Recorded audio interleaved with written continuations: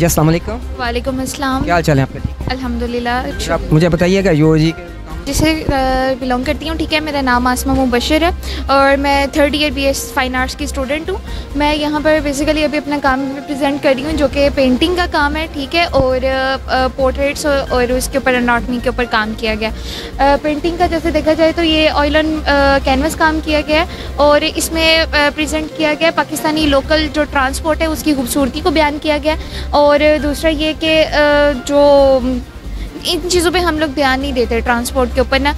हम लोग करते हैं लाइक रोज़ाना इसमें सफ़र करते हैं और जाते हैं, लेकिन इतना ध्यान नहीं होता। लेकिन उसकी ब्यूटी पे ध्यान दिया गया, जैसे वो ट्रक आर्ट होते हैं, वाइब्रेंट कलर यूज़ हुए होते हैं। इन उसके जो कवर्स होते हैं, सीट्स के पोशेस होते हैं, उनके ऊपर इसके ऊपर स्टडी की गई है, ठीक है। और वो एनाटॉमी के ऊपर स्टडी की गई है, बेसिकली उसके एक्सप्रेशंस और उसकी सुपर रियलिस्टिक वर्क किया गया है इसके ऊपर। वंडरफुल।